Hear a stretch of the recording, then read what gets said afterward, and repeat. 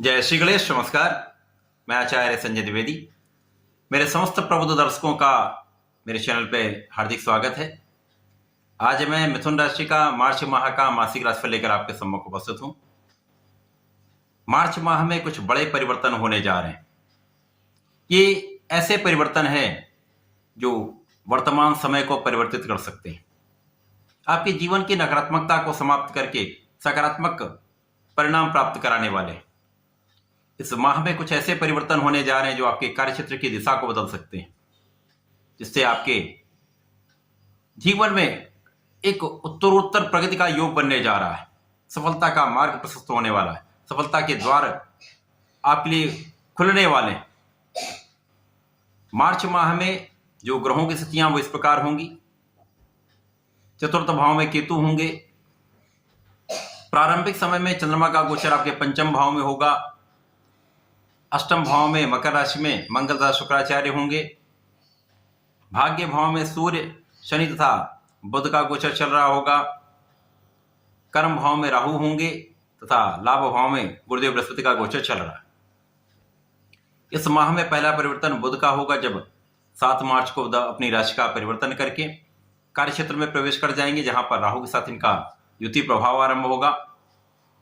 7 मार्च को ही दूसरा परिवर्तन शुक्राचार्य का, जहां पर शुक्राचार्य अष्टम भाव से निकलेंगे तथा भाग्य भाव में प्रवेश करेंगे, जहां पर अपने प्रबल मित्र शनिदेव के साथ इनका गोचर प्रारंभ होगा।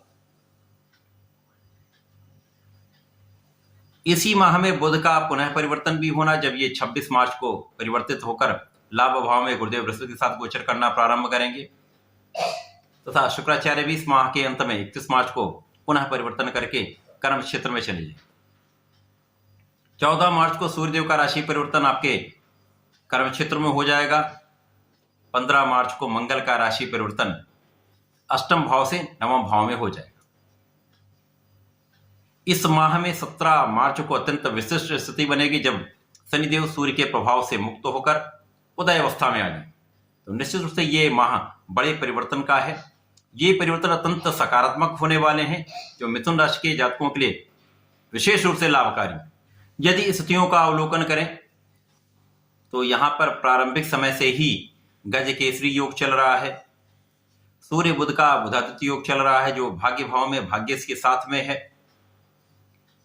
तो प्रारंभ से ही आपके लिए अत्यंत प्रबल स्थिति बन रही। यहां पर आपके ज्ञान शिक्षा का भाव अत्यंत प्रबल रहने वाला है। शिक्षा ज्ञान से विशेष आप लाभ लेने वाले हैं। यदि इस क्षेत्र में आप नौकरी करते हैं, व्यापार करते हैं, तो बड़े धन की प्राप्ति का संपूर्ण योग बन रहा है। यहां पर संतान प्राप्ति का संपूर्ण योग बन रहा है तथा बड़े धन का अर्जन आप करने वाले। इस माह में आपके ज्ञान का भाव, बुद्धि का भाव आपको श्रेष्ठ लाभ देने वाला है। आप अत्यंत व्यवहार कुशल होंगे, विवेकशील होंगे तथा आपके लाभ की वृद्धि का संपूर्ण योग यहां पर बन रहा है, क्योंकि यहां पर लाभ भाव में गुरुदेव बृहस्पति हैं। यद्यपि यहां पर लाभ के स्वामी कुछ निर्बल अवस्था में है, परंतु गुरुदेव का प्रभाव लाभ भाव पर है तथा मंगल पर भी है, जिसके कारण यहां से एक अच्छा योग बन रहा है, जो विशेष रूप से लाभकारी है।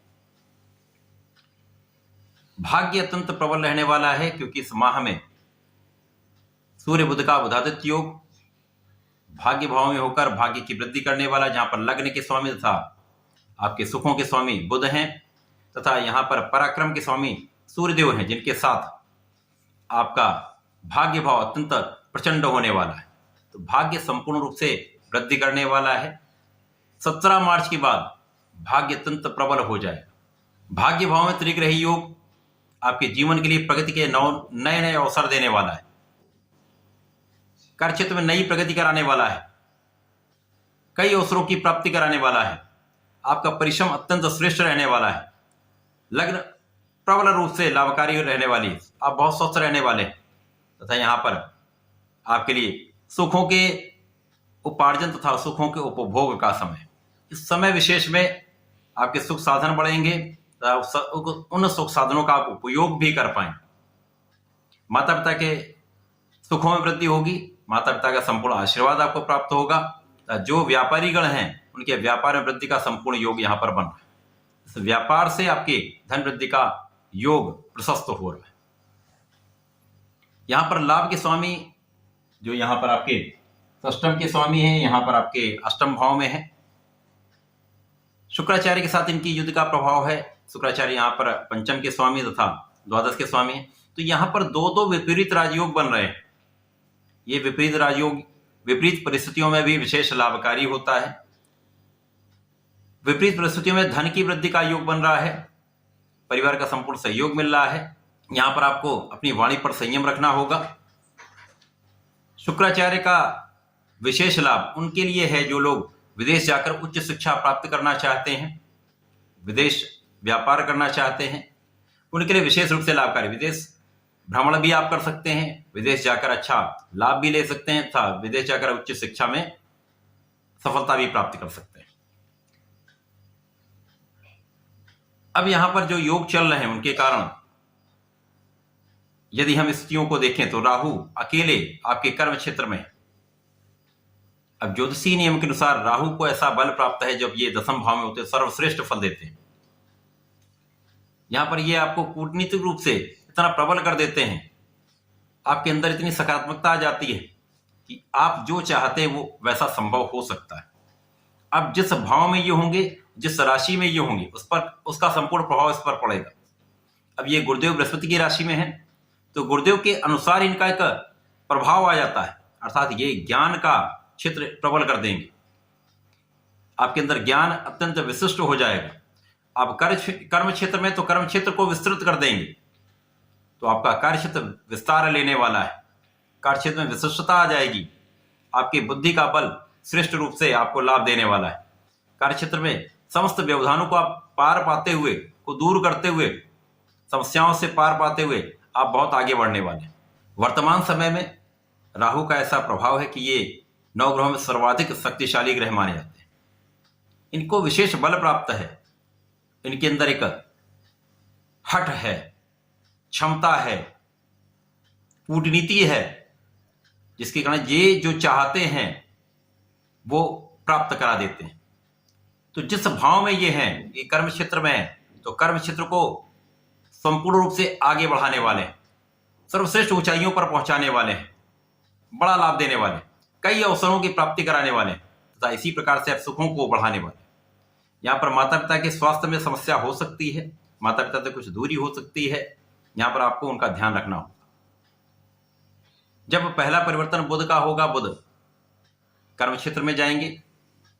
अब राहु और बुध का आपसी संबंध बनेगा, युति प्रभाव आरंभ होगा। यद्यपि दोनों मित्र भाव में होते हैं, परंतु जैसे इनके अंशों का अंतर कम होने लगेगा तो जड़ दोष बन जाएगा।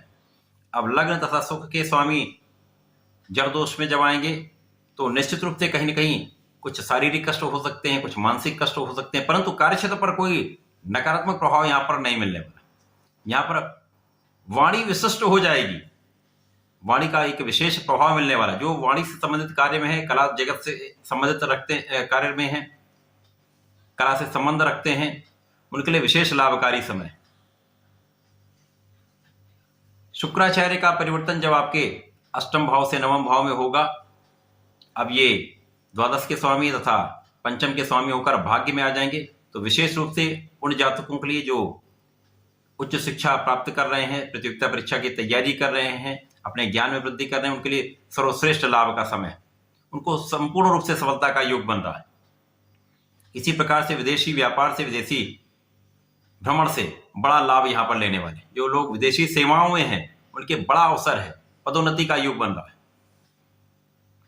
इसके पश्चात सूर्यदेव का राशि परिवर्तन नवम भाव से दसम भाव में होगा, जहां पर त्रिग्रहियों का निर्माण होगा। अब यहाँ पर सूर्यदेव होंगे, यहाँ पर बुध होंगे तथा यहाँ पर राहु। राहु, सूर्य और बुध का प्रभाव यहाँ पर जड़ दोष का भी निर्माण होगा, यहाँ पर ग्रहण दोष का भी निर्माण होगा, क्योंकि सूर्य यहाँ पर पराक्रम के स्वामी है, यश के स्वामी है, शासन सत्ता के स्वामी है, उच्चाधिकारियों का बल प्राप्त होता है। परंतु जब राहु के प्रभाव में होंगे तो इनमें निर्बलता आ जाएगी, इन कारक भाव में निर्बलता आ जाएगी। पिता के स्वास्थ्य में कुछ निर्बलता आ सकती है, आपके यश में वृद्धि होती है, परंतु कहीं न कहीं आलोचना करने वाले आप यश का योग बना देते हैं। तो यहाँ पर आपको सावधान भी रहना होगा, विशेष ध्यान रखना होगा। परंतु जैसे जैसे ये ग्रहण दोष का प्रभाव कम होगा, जड़ दोष का प्रभाव कम होगा, तो राहु अपना विशिष्टता, अपने विशेष प्रभाव को प्रबल कर देंगे। कार्यक्षेत्र में संपूर्ण सहयोग प्राप्त होगा। मतभेद रहते हुए भी उच्चाधिकारियों का संपूर्ण सहयोग आपको प्राप्त होगा।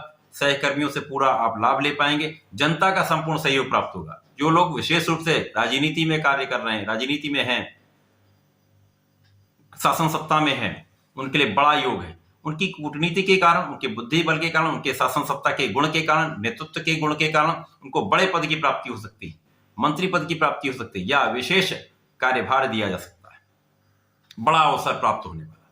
इसके पश्चात जब मंगल का परिवर्तन आपके अष्टम भाव से नवम भाव में होगा, यहां पर शुक्र, मंगल तथा शनि का त्रिग्रही योग बन जाएगा। अब मिथुन राशि के लिए कहीं ना कहीं तीनों अत्यंत प्रबल रूप से लाभकारी हैं। मंगल यहां पर लाभ के स्वामी है, शनिदेव भाग्य के स्वामी हैं, तथा यहां पर शुक्राचार्य जो यहां पर पंचम के स्वामी। तो ज्ञान विशिष्ट हो जाएगा, ज्ञान में वृद्धि हो जाएगी, प्रतियोगिता परीक्षा में सफलता मिलेगी, सरकारी नौकरी के प्रयास में आपको सफलता मिलेगी। आपको परिश्रम बढ़ाना होगा, अपने प्रयास को निरंतर अपने प्रयास में लगे रहना होगा। यदि आप ऐसा करते हो तो सफलता भी मिलने वाली। अब मंगल यहां पर लाभ के स्वामी, तो निश्चित रूप से जो लोग परिश्रम कर रहे हैं, अपने प्रयास कर रहे हैं, तो उनको लाभ भी बढ़ने वाला है। उनका लाभ में कई गुना वृद्धि हो जाएगी। स्वास्थ्य समस्याओं से आप बचेंगे, रोगों से बचेंगे, शत्रुओं पर संपूर्ण रूप से विजय आपकी होने वाली। जो लोग यहां पर ऋण के लिए प्रयासरत हैं, ऋण लेना चाह रहे हैं, उनको यह अवसर प्राप्त हो सकता है। अच्छे संस्थाओं से, सरकारी संस्थाओं से ऋण का प्रयास सार्थक हो सकता है। तो अपना प्रयास आप निरंतर बनाए रखें, सफलता तो आपको मिलने वाली। इसके पश्चात जब शनिदेव उदय हो जाएंगे, तो यहां पर शनिदेव जो भाग्य के स्वामी है, तो भाग्य उदय हो जाएगा। तो त्रिग्रही योग भाग्य में बन रहा है, लाभ के स्वामी भी साथ में है, भाग्य के स्वामी भी साथ में है, ज्ञान के स्वामी भी साथ में है। तो ये महालाभ का योग बनने वाला है। आपका परिश्रम भी अत्यंत श्रेष्ठ हो जाएगा, आपके धन की निरंतरता बढ़ जाएगी, कार्यक्षेत्र में संपूर्ण रूप से सफलता मिलने लगेगी, तथा भाग्य का संपूर्ण साथ मिलने लगता है, तो लाभ कई गुना बढ़ जाता है। चहुं ओर से आपको लाभ की प्राप्ति होने लगी, सबका सहयोग मिलने लगेगा। तो एक बड़ा अवसर आपके लिए बनने वाला है।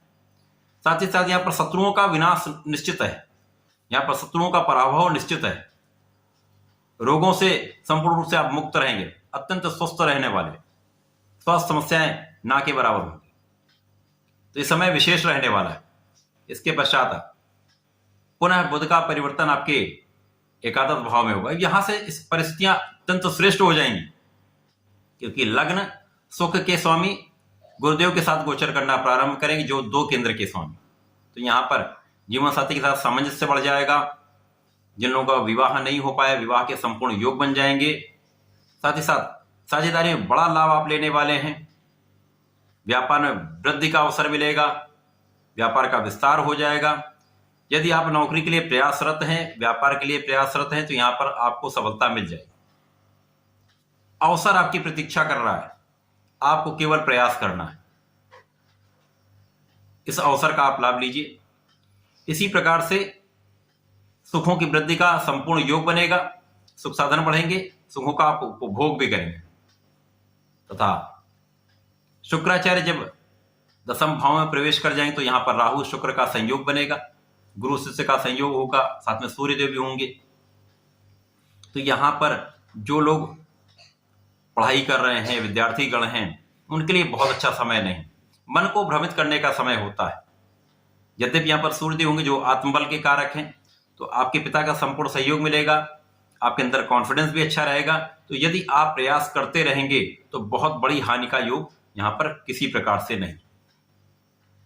तो प्रयास अपना निरंतर करते रहें, अपने आत्मबल को प्रबल रखें, मन को भटकने से बचाएं, सूर्यदेव को नित्य जल दें, प्रत्येक शुक्रवार को भगवान भोलेनाथ पर जलार्चन करें तथा मंदार पुष्प का अर्पण करें, तो ये भ्रम की स्थिति दूर हो जाए।